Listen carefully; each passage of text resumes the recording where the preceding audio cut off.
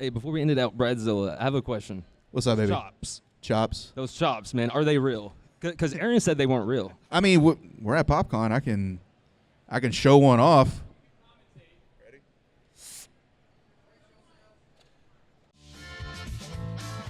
They're off in the Kentucky Derby. Interest of the greater good for me to smoke a joint and calm down.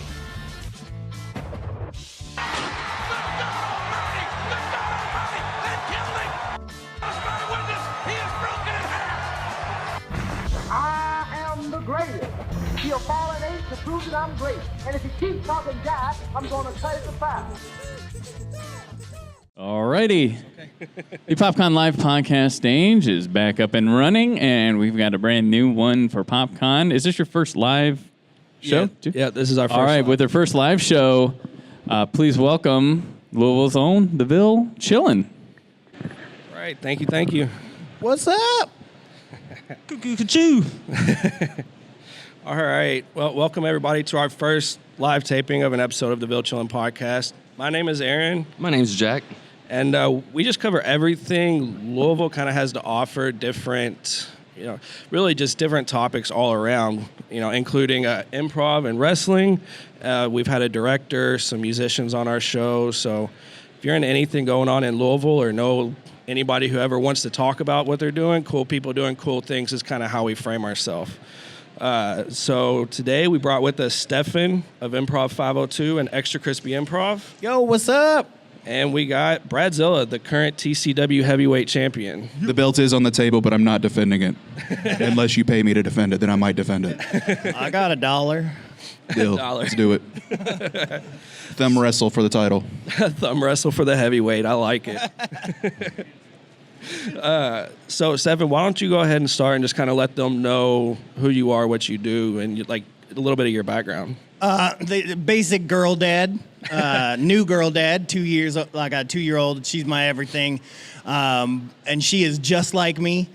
She's already doing improv. I've been doing improv comedy for 25 years. I've been teaching it, performing it. I've toured all over this country and Canada doing improv comedy and theater as well, musical theater. I may be a big, strapping young lad, but I'm also a beautiful singer.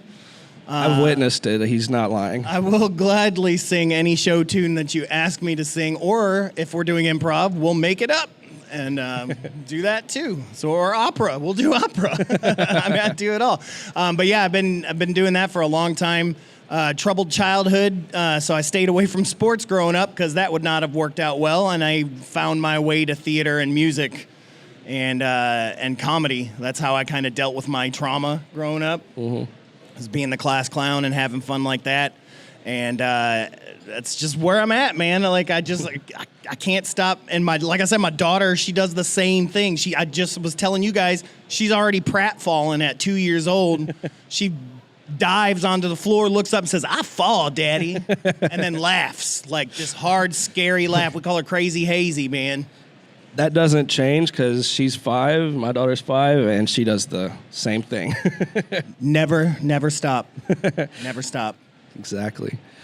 Brad, why don't you kind of give us your background in wrestling? Oh, little old me. Okay. Yeah, so hi, BradXilla. Been wrestling now for 11 years, actually 11 years this past month. Was trained by Cash Flow, who everyone knows from Ohio Valley in this area, I'm sure. I was trained by Cash Flow when he was still a very angry man.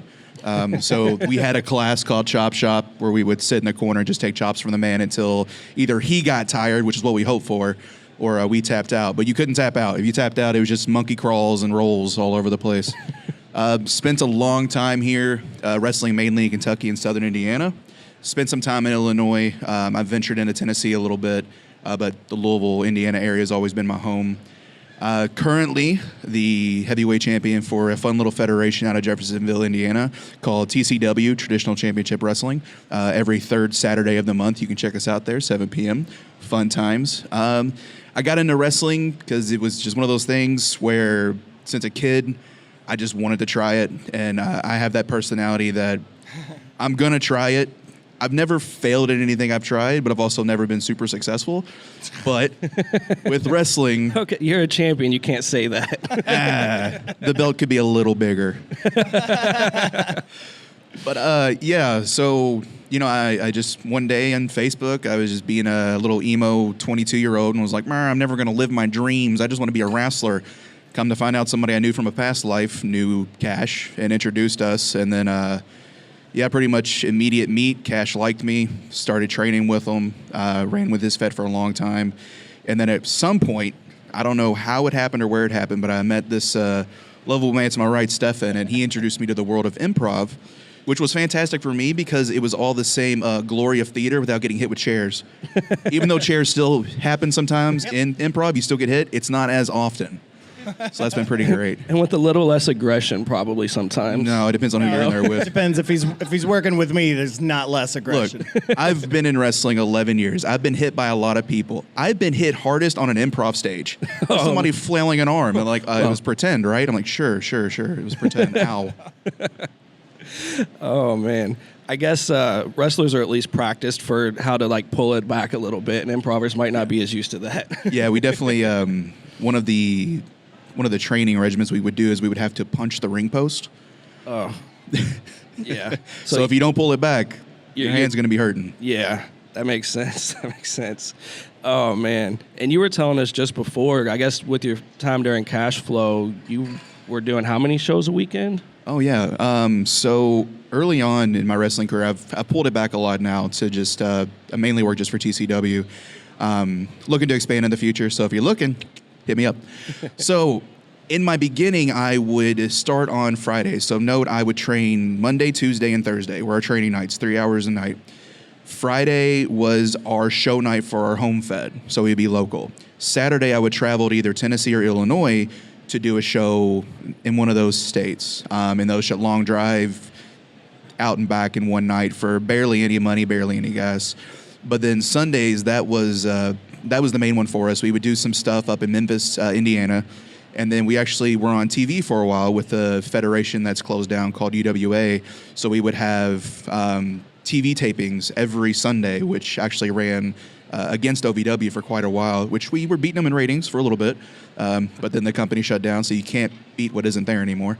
Right. But yeah, so any one weekend early on for the first 4 or 5 years of my tenure, just as a rookie, those first 4 or 5 years, I would do 4 to 5 shows a weekend. Just enough time at home to wash your gear, take a nap, get a bite to eat, and then you're back on the road again. And like, hats off to my wife, man. She followed me the entire time. There were nights where I'd get a concussion and she would have to drive home. And she was like, she was the real one. She kept me going for all that time. That's amazing. That's dedication. There's really no other word for it. That's just true dedication for the art and the passion. That's amazing. Did your style change any, like wrestling every night like that? Do you feel like you can go harder now that you're just wrestling like once or twice a week versus when I've gotten smarter. Back when I was doing 5 shows a weekend, so you guys know my size. I'm 6'4". I'm not a small guy, but back then I could move and perform like a small guy. I could do springboards, I could do like dives and stuff. Like, I did it all because it was fun for me to do. But now being still 6'4" and being older, I've slowed it down a lot. I'm more methodical. You guys have seen me at shows. I can pick it up and I can move, but it has to mean something. So now I'm more methodical in my movements. I take my time. I keep my breath. Early on, I wasn't as focused on telling a story as I was doing cool moves. Now, as I'm getting older, I want to tell the story, because when you're running once a month, that's your opportunity to tell a one-night story, and it has to hit. If it doesn't, then the entire night is wasted, and you just have to try again the next month. Nice. So like with that experience, the psychology has kind of been added to it with the Psychology is key. It's the backbone of professional wrestling. If it doesn't make sense to the audience, then everything you just did means nothing. You can do 37 backflips, but if there's not a hero and a villain or a purpose or a love behind what just happened, there's no investment by the audience to the moment, then to me, you kind of wasted your moment. You wasted your time. It's similar, I'm just like in improv, you want to put on good shows because the people who are paying their money, a lot of people, especially in this economy, you don't have a lot of money to spend. So if somebody wants to come out and spend $10 on a wrestling show or $10 on an improv show, like, you want to make sure that they're getting $30, $40, $50 out of that experience because we've all been there. We know how the struggle is. We want to make sure they're really enjoying it and that when they leave, they go, yeah, you know, we spent a little bit of money, but, you know, that was worth it. Everybody had a good time. And y'all do that too, because when we leave your wrestling show or the improv show, what we're talking about is like we can't wait to go back to the next one. So you guys are definitely doing a good job with that. Yeah, it's always been an awesome show. Anytime we've been out there, all of the wrestlers in that federation do an awesome job telling the story. And the consistency between some of the wrestlers, you know, how often you see them go against each other is funny because the stories, I mean, it has to be, but it's always like left unfinished. You know, there's always the next part to look forward to. So it's so awesome. So Stefan, transitioning to you a little bit, when it comes to the improv, we've seen a couple of your shows now. How often do you guys like practice with each other to really understand, like, where do you ever predict what somebody's about to say, or is it? Oh yeah. So people always laugh when you say that you're rehearsing or practicing improv, right? But we meet once a week, every single week, nonstop for 2 hours a night, and we rehearse techniques and games and things like that. And then we also take trips together. We have dinners together. It's like you create a family of friends so that you learn each other's cadences, you learn their style, and you have inside jokes. I can't tell you how many inside jokes we drop on the stage that you guys laugh at that you have no idea that's 50 times funnier to us because I dropped an inside joke that has something to do with Nick that he did with his girlfriend, you know, and I dropped it and was able to work it into a scene. And so you can kind of, it's just like you set it up, I knock it down. Mm-hmm. And so we do that. You can predict that stuff because it's set up for you. There's a rule that I don't know if I mentioned last time that I love more than anything is make your partner perfect. Yep. And trust your partner. Those two go hand in hand. You could trust your partner because you're making your partner perfect and they're making you perfect. Yeah, it goes back to when you were talking about it last time, the yes and. Yeah. Being able to yes and each other means a lot. And we've carried that with us since we talked to you the last time on the show because it really is something like in every interaction you have in daily life, your goal should be to try to yes and. Yeah, I use it in my marriage. I use it in friendships. I mean, Brad and I have been using it in everything as friends for a long time. Business ventures and everything. Yes and. It makes a huge difference. Like I said, I think I've been married 6 years this year, and I owe a lot of it to yes and. I'll be honest with you. Agreeing with your partner and then adding to it, it's that positive reinforcement. It makes a huge difference. How has it helped parenting?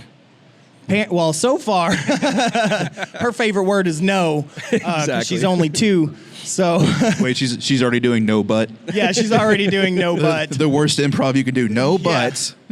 But no, it helps when we try to decide together as parents what we're going to do. And we do try to do, we try to give her choices. Yep. Right. And so that's another part of improv, too, is presenting choices for your partner instead of a narrow path. Right. And so we try to give her choices, and that makes her feel more in control, which if you're an improviser, it makes you feel more in control as well, even though you really just were handed 2 things, you get to choose one, but you still feel like you did it. And she does that as well. And that's been working out pretty good, the choices. But I mean, she's getting smarter and smarter. Yes, and's coming. Yeah. But it's coming. Yeah, she's going to flip it on you, though, and she's going to be, well, can I have this or this? And you're just like, well, she's making her own choices now. Yeah. I'm waiting for why. She has yet to do why.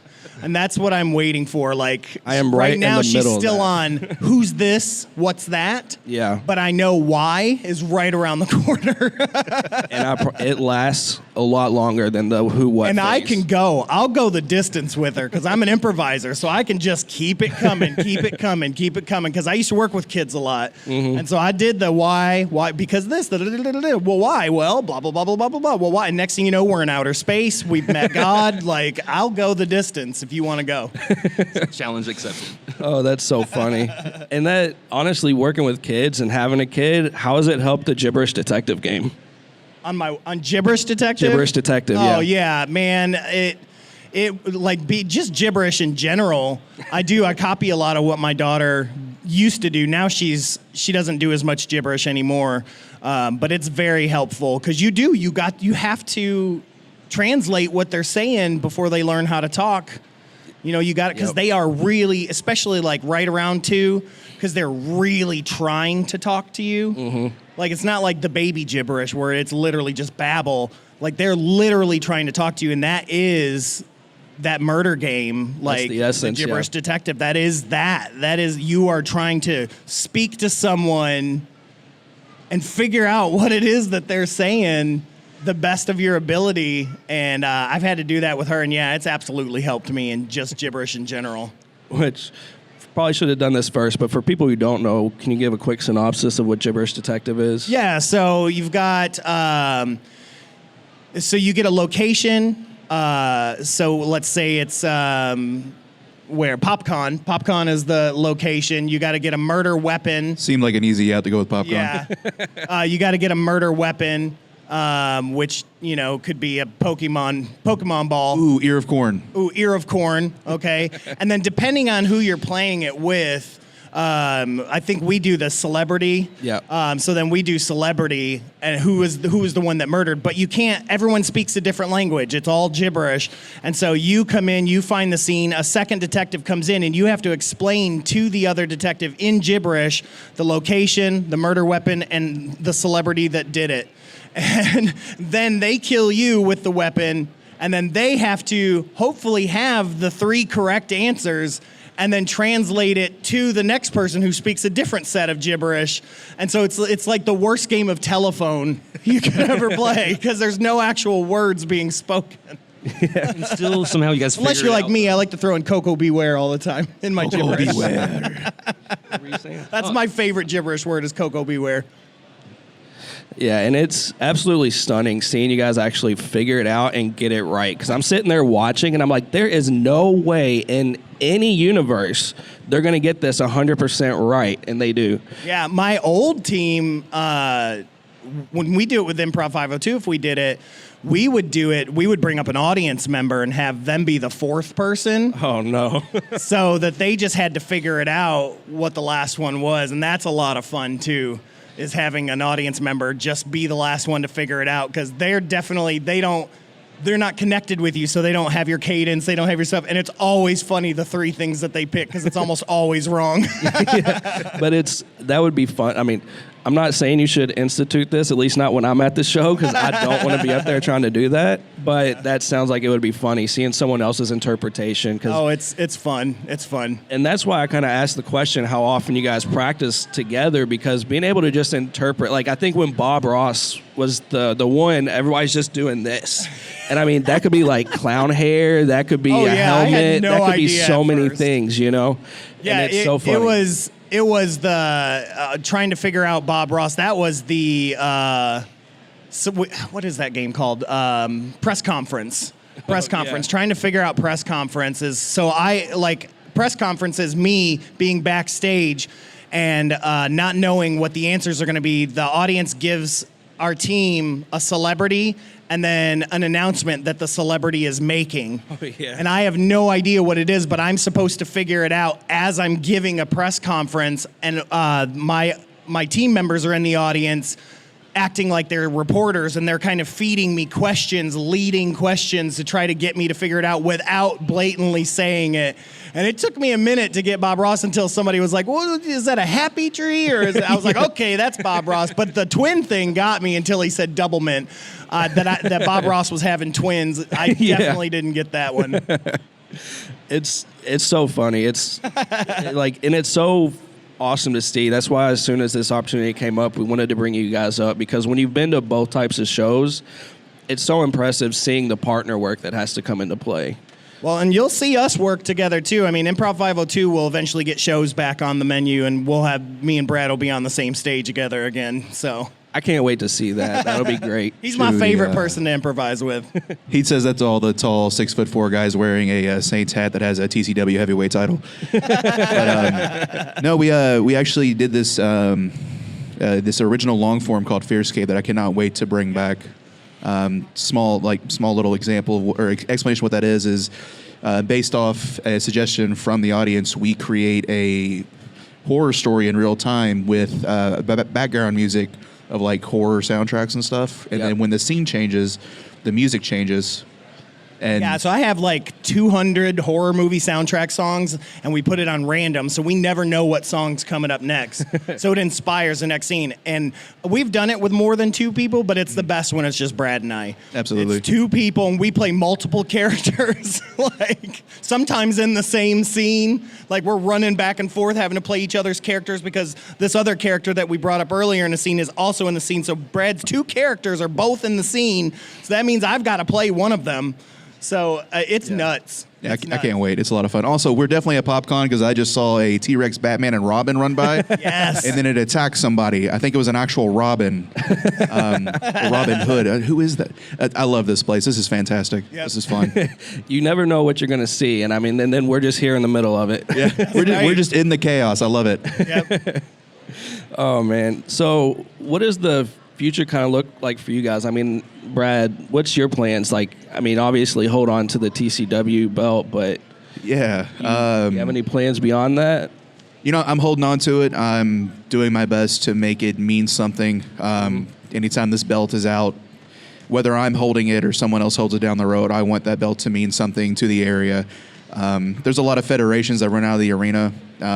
Tony's made it a home for all of us, and I would love to be able to build this title up right here to the point to where, regardless of who's holding it, if you know somebody's a TCW champion, you know that they're the best in that arena at that time. Last night during the match, I kept yelling like, "I am the monster of this arena," and I meant it. Yeah. I legit meant it. I was like, I do feel like I am the monster of this arena, no matter the federation. I am the monster.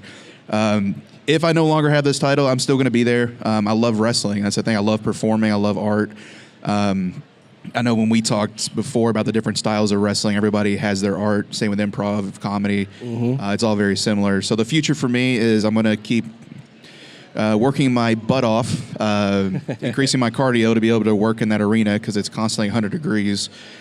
Keep putting on great shows, putting on good stories, building up the lore of what is BradXilla.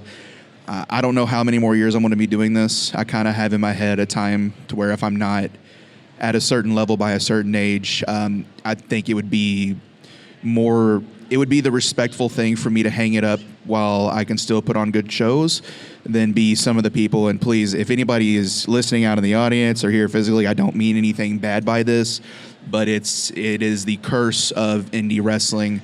I should not be 60 years old wrestling in the ring and not making the young guys look good. I should not be in a wrestling ring at 60 if I'm not still able to go 100%. So I have the age in my head. If I'm there and I'm not top tier, then it's time to move on to something else. I still want to try to make it to Japan in the next few years. I want to be able to go to Canada, Mexico. I'm not done yet. I had about a 4-year span where my mental health and this actually caused rifts between Stefan and I too. I'm so happy we're back together now and like reconnecting, but you know, mental health is a son of a bee, trying to keep it PG here. And it almost ruined wrestling for me. It almost ruined friendships for me. But I'm good now. People, therapy, it works. Do it. So I'm in a good space now. I'm excited for what this new BradXilla is going to be. I feel more motivated. With Stefan and I connecting, I'm excited to see what the improv world looks for me going forward. Just in general, like I'm happy. I'm the happiest I've been in my life, and it took me 34 going through mental health scares, physical scares, and, therapy to finally figure that out. So I guess to cut it short for BradXilla or Brad, it's about just continuing to be happy, doing what I love, and creating this art. So I'm going to go to Japan. I'm going to do that. I'm going to wrestle around the world before I finally decide to hang it up. And who knows, maybe by the time I'm done, I'll get myself like maybe one little run in the Fed. Like one year go. WWE run, just put me in. I'll job out 365 days a year. But I think that's when I would call it quits right there. Job There you out. go. New Brooklyn Brawler. That's fine. I don't care. He dude's a legend, and all he had to do was lose. I'm down. Losing for the win. Hey, I mean, as soon as you make it on that stage, you've made it, right? I mean, that's a fair thing for me in my mind.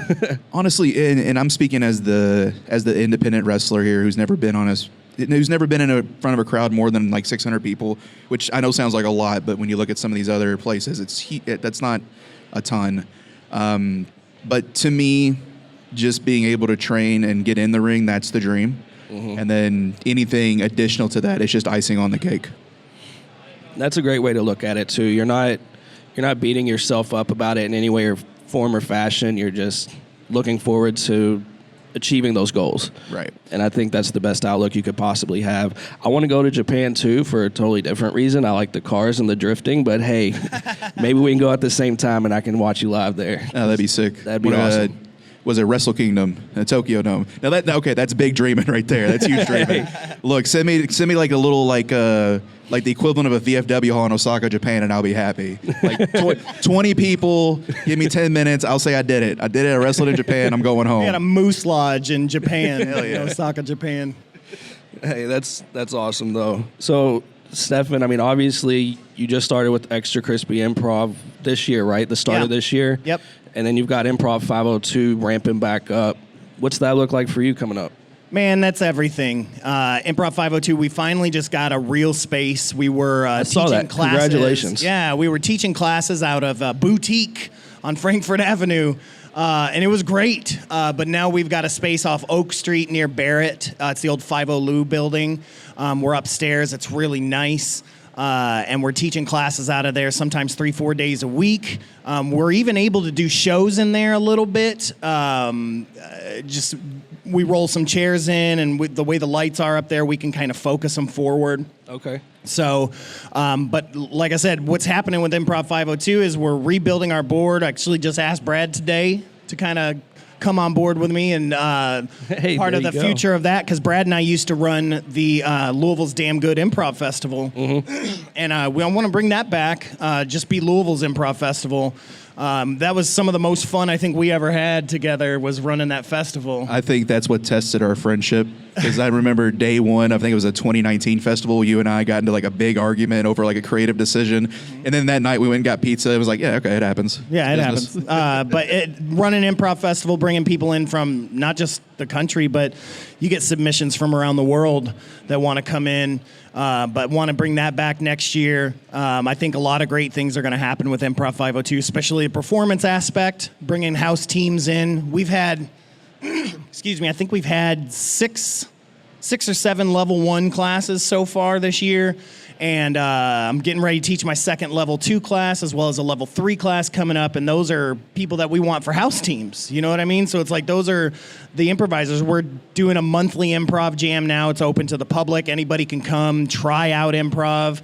And a lot of the improv teams come, you know, because they just want to play around with other people. Because as much as I love Extra Crispy and playing with them every single week, sometimes it's fun to just go to other places and improvise with other people. That's why festivals are so much fun. Like when I was with Damaged Goods, we used to travel all over the country and go in all these different festivals and just perform with all these people. And Improv 502, we're trying to bring that community back to Louisville, because before COVID, there was, I think I told you, we had like 10 or 11 improv troops. Yep. And now there's 3, like 3 or 4, 2 that are very, very active. And then you got the Louisville improvisers that do a lot of stuff at Kentucky Shakespeare and stuff like that. They teach classes as well. And then Kentucky Bill that does a lot of stuff at Planet of the Tapes. But aside from that, it's just not happening. And now you've got these young pups that we're training up that are wanting to get on stage, because we don't let them get on stage on level 1. Right. Makes sense. So level 2, it's already filling up. Happens here in like 2 weeks. We still got spots available for level 2, but it's like, that's your first performance. That's where you're learning short form and going crazy and having fun, like Whose Line Is It Anyways? And then level 3 is your long form, which gets you into that theatrical style. Gotcha. I do want to say, any wrestlers listening here or on this recording, if you want to become a better storyteller, do improv. Take a level 1 class. You'll fall in love with it. Do the level 2. It will help you so much in your wrestling storytelling. It's true. Brad was terrible before he met me. I was the worst wrestler ever, and then I did improv, and suddenly I was just like, I was just after a god. one class. Great. Yeah, it was fantastic. Class. I got a call from Vince. Can we say his name? Okay, never mind. We won't say his name. I got a call from Hunter. There you go. But yeah, we're looking at a lot. We're rebuilding, like I said, after COVID, and me moving away for a while. We're working on a new website. So if you're looking for Improv 502 stuff for classes, it's mainly on Facebook right now. Yep. Or just Google it, because we've got our ticket links. But man, I'm telling you, we have at least at least one level 1 class a month, sometimes 2, if it gets full really quick. Yeah, I've really seen you've been grinding. Like, you're advertising multiple classes at a time, it seems, because not only the different levels, but it's like, okay, this one filled up, so time to start recruiting for the next one. Yeah, and we're doing other stuff. Victoria, my business partner, and I, she's teaching a class right now, Improv for Positive Thinking. I saw that. Which is really great. She's teaching another one that's like basic stage movement and process. So using improv as an actor is really, really great. She's great. She does a lot more than I do because I'm girl dad right now with 2-year-olds, so I don't have as much time as she does. Yeah. But she's killing it, man, and it's just Improv 502. I mean, if we could, if we could take it to the full extent, I'd love for us to have a TV show, be a sketch comedy show or just another Whose Line Is It Anyways or anything like that. I think that's where I'd love to take it. I mean, my dream was always SNL myself. Now I'm a little too old, but yeah, I don't think the wife's going to move to New York, not after getting her to move to Phoenix. that's probably fair, yeah. And I mean, as of right now, like you said, it's busy with the little one. I totally understand that. I mean, I had to drag poor Annabelle here, but she's doing great. And but as she gets older, it'd be awesome, to really be able to chase that. Because I could see it, honestly, after being to just, I think 2 Extra Crispy shows, I could see it. I laugh. I don't stop laughing, you know what I mean? Those guys at Extra Crispy, so I got hooked up with them when I moved back. I had said, hey, I hit up the Improv. We have a chat. And I hit up the improv community. I said, hey, I'm back. There's no Improv 502. There's nothing happening. I'd love to guest. They all know me. I've been doing this for 25 years. I've been doing it longer than anybody else, maybe, except for the guys in Louisville Improvisers. And I said, I'd love to be a guest in anybody's show. I want to get my feet wet because Phoenix is a whole different ball game when it comes to improv. I mean, it was just very, very different. And so immediately, Dwayne Cantrell, who runs Extra Crispy, hit me up, and he said, yeah, I'd love to have you guest. We clicked so quick, the whole team, we just clicked, that I was even thinking, man, I'd love to join this team. It'd be a lot of fun. And I was thinking about it, and about 2-3 weeks later, I get an email asking me if I'd be interested in joining the troupe, and I thought, man, it's like they read my mind, and I'm like, yeah, this would be great. Here's something I don't have to run. I can just be a performer, because every troupe I've ever been in, I've ran, and I've had to, do it. This, I just got to perform, and I clicked with those guys so quick, I knew it would stay clickable. Yeah. And it has. And like I said, if they want to get a TV show too, I'm all about that as well, Dwayne. If you're listening, let's chase that dream as well. I'll do it. That would really be awesome.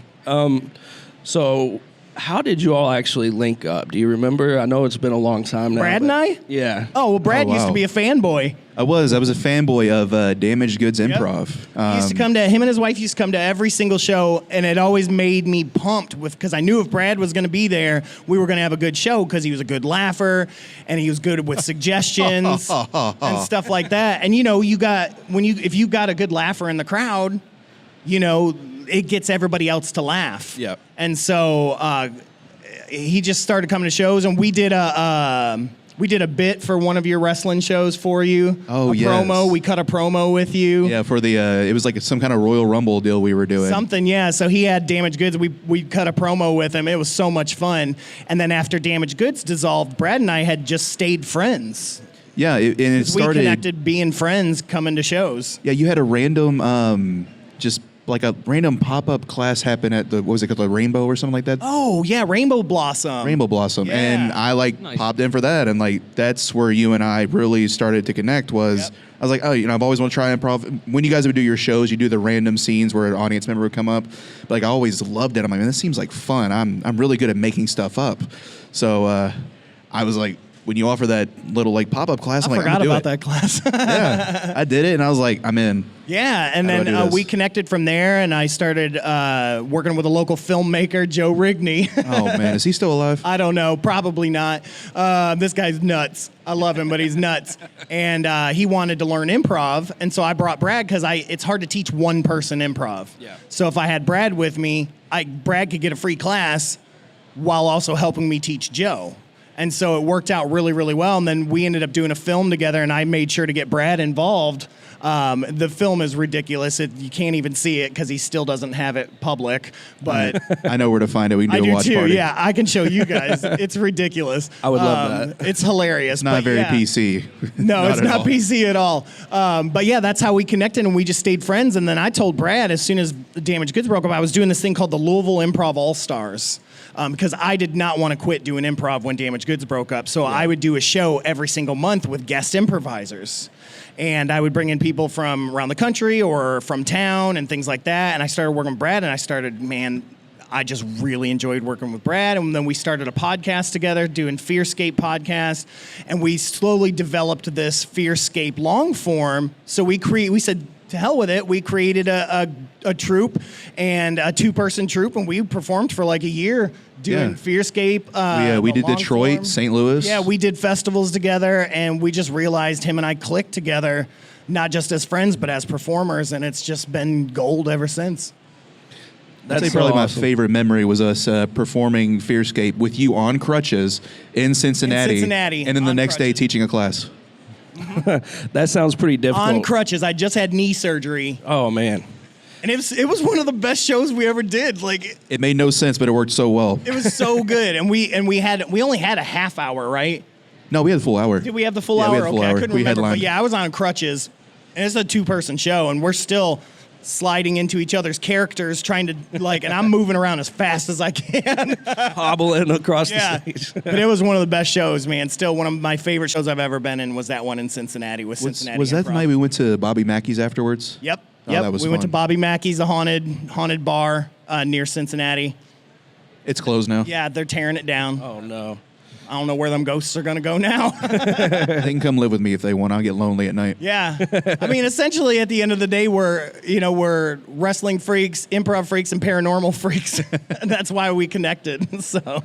Hey, and it worked out for us, too, because as soon as we had you on, you linked us up with Brad. And, I mean, we've been trying to support every way we can, and we jumped at the chance to get you guys together on one show.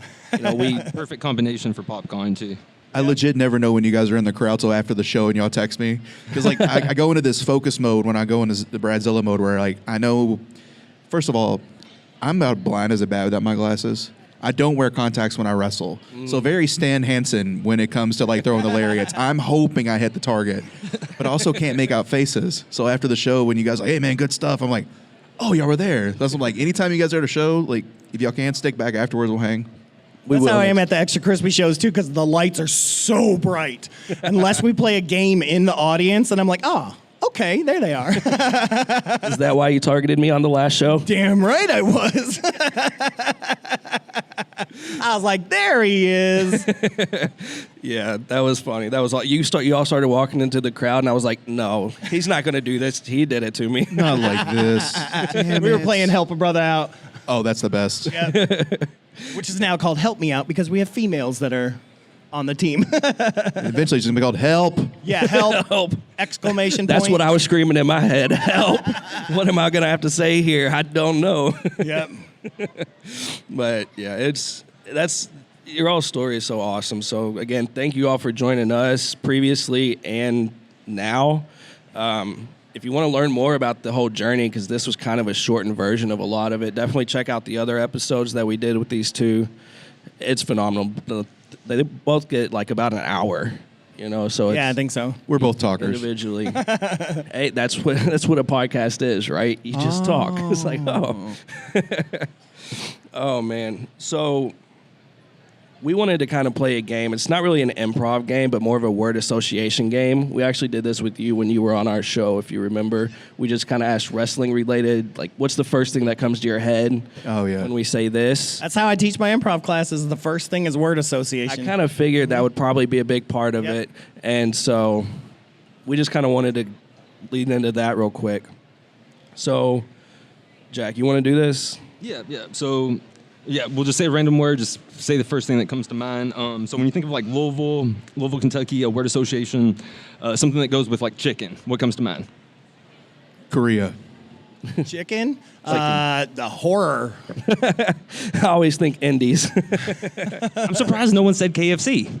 I think it's because nobody in Kentucky actually eats KFC. That's very true. We eat Lee's. Yeah, we go to Lee's or King's. No, mine's horror. I got to tell you, because my daughter last night, she said, "I scared Daddy." And I said, "What? What are you scared of?" And she points at the corner of the room and goes, "Chicken." And I was like, "We're getting out of here." Oh shit. Okay, so what about this? What's the first thing that comes to mind? Louisville, Kentucky personality. Hip. I actually had like an actual personality in my head, and then I lost it. Multi-personality. There we go. Multiple personalities. 100%. I usually go to like an icon. So if I think personality, like Don G or something. Yeah. Okay, so Well, if you're talking about a Louisville personality, that's me. The biggest personality in Louisville. That's fair. it's not working. What about like Louisville neighborhoods? What's the first neighborhood you think of? Lively Shavely. Lively, Shively, yeah. For me, I always think of Nulu because it is still kind of new. Like, even though it's old at this point now, but I still think of when I first moved here in '94 and that wasn't there. And so Nulu, it's just an interesting. Okay, I love Louisville cream. That's like my jam. Like me and my wife, that's what we connect on is ice cream. Hey, that's a good one. Everybody likes ice cream. Yep. What's the first animal that comes to mind when you think of Kentucky? What was it? First animal that comes to mind? Goblins. Goblins, yes. I was gonna say Sasquatch, so that's right on par. And see, I'm basic. I'm thinking like cards, cats. Cards, cats. You can tell you guys have done improv. From our paranormal days, man. Oh, Goat Man. Oh, that's another good one. Yep, Goat Man. Goat Man, Pope Lake. That's funny. What about parks? Pope Lick Park. That's my favorite park in town, and I take my residents there. We do like scenic drives. Okay. And I'll take them out to Pope Lick, and then I tell them all the story of the Goat Man, and they have not heard it, and so they're like, "No way!" So I'm telling these 70s, 80s, 90s year-old people, and they're like, "Oh man, we need to come at night sometime." That's funny. I was actually going to say Waverly Park, so it works. Oh, there you go. Yeah, that's right down the street from me. Yeah. I love Waverly Park, man. I'll tell you what, I drove up there one night when I got back, it was years ago, and I drove up there. It was like 11 o'clock at night, and I swear to you, I saw a patient standing on the hill, like up near. Wow. Oh, no, what color was the gown? White. Oh, that was me. That was you? Okay. That's just my midnight walk. Okay, all right. But out of the corner of my eye, I saw like somebody in this white gown just standing up there, and then I blink and look, and nobody's there. I was like, nope. And I quickly backed out, did the 4-point turn to get out of there, and left. Oh, man. What about like a gallery or museum here in town? What do you think of? Like an art gallery or museum? I'd say Fraser. Yeah, I would. That would be the first one. I love Fraser. I don't was even trying like to remember, guns and stuff, but I like Fraser. When Jonathan had his art studio. I couldn't remember the name, but that's the first one I thought of. But Fraser would be second. Yep. The Speed Art Museum is always a good one, too. Here's a fun fact. Stefan's never been to the Speed Art Museum. See, I grew up in Toledo, Ohio, and Toledo has a free art museum. It's been endowed for like 150 years, so it's like part of the endowment was to keep it free. And so when I first moved here, I wanted to go. My dad was like, "We ain't paying for no museum. Museums it's are free on Sundays." And then I just have never made my way there. And when I had the free time, I was going to go was when they were remodeling and it was closed. And I was like, well, I guess I'm not going. Not meant to be. So, but now I got a kid. Now I got an excuse. Right. So. The Speed Art's free on Sundays. I think did you just say that? Yeah, free on Sundays, yeah. For now. Ooh. Yeah, through 2026, I think, based That's on a good to donation know. from Brown Foreman. Good for them budgets. Balling All on a right. budget. Do you have any others you wanted to bring up? Or? Nah, we're All right. I think we'll close it out there. Thank you, everybody, for sitting down and joining us. Before we close it out, we just want to say make sure to check out Stefan's Improv, of course. Extra Crispies on Facebook, right? And so is Improv 502. Yep. They keep everything up to date. Our channel or our page, Villainy and T, pretty much shares everything we can find or anytime we see something show up. Definitely check out BradXilla at TCW at the Arena in Jeffersonville. Third Saturday of every month. And a couple others that we wanted to bring up, or a couple other things, is Via Calori is a really awesome art show Yes. coming up in October. We happened to just do a show with them a couple weeks ago, at least with the organizer and the featured artist for 2024. And all proceeds go to benefit the Girl Scouts of Kentuckiana. They have a lot of awesome vendors. They have cosplayers there and everything too. So it's really awesome. It's the third weekend in October. I think it's the 20th and 21st this year, 19th and 20th, something like that. I love them, man. I got my engagement pphotos at there. Oh, really? Because she had a full size TARDIS there, Yep, and we had she a does. Doctor Who wedding, and so I called her up, Dusty, isn't it? Her name? Yeah, Dusty. Yeah. So I asked Dusty if we could come and take pictures, and so of course she was like, absolutely. So yeah, our engagement photos are in front of her TARDIS. That's so cool. At Via Calori. So. Yeah, she talked about that when we talked to her. She said it's been everywhere. It's fallen off a truck, traveling to a show. It's all beat up and practically duct taped together, but she's not going to have a show without it. And she was really awesome, too. It was awesome to hear the story behind that, so we wanted to make sure to mention that. There is a hell diver out in the audience right now. There must be bugs nearby. Scared me a little. Calling in the 500K strat. So I think that's all that I had. Was there anything? Well, hey, before we end it out, BradXilla. Hey, before we end it out, BradXilla, I have a question. What's up, Those baby? chops. Chops. Those chops, man, are they real? They're very real. There's no fake with the chops, man. My chest is hamburger meat right now from last night. Because Aaron said they weren't real. Aaron, that true? I don't remember saying that. What? I mean, we're at PopCon. I can show one off. We have a volunteer. We have a volunteer. Oh no. Well, Jack, you want to take a chop? I'll take a chop. Oh, we're actually gonna do this. If you want to. Is there? All right, we're actually gonna do this. All right, We got cool. 4 minutes, so as long as it doesn't take more than 4 minutes. We'll see if he jumps off the stage or not. We might want somebody to hold him. We'll pick him up. I There's used a to lot have of breast power. implants until you chopped mine out. I know they just looked bad on you. That's why I did it. I just couldn't. I just didn't know how to tell you, so I just chopped them out. All right, we're doing this. I guess. Is this cool that we do this? I'm gonna slap him in the chest really hard. It's a wrestling chop.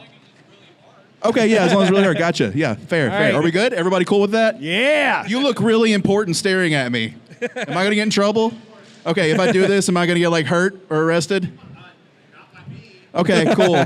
So everybody turn off your security radios. Nobody's gonna talk to this.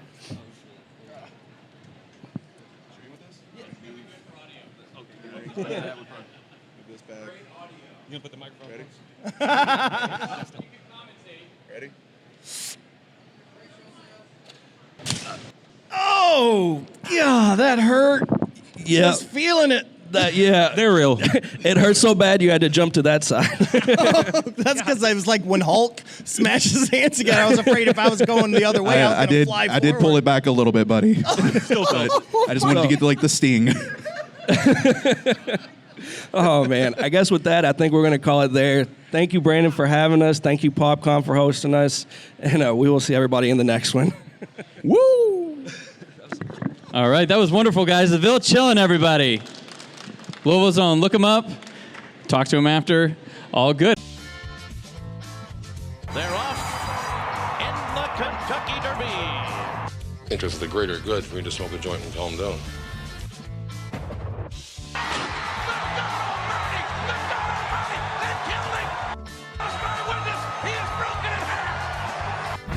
I am the greatest.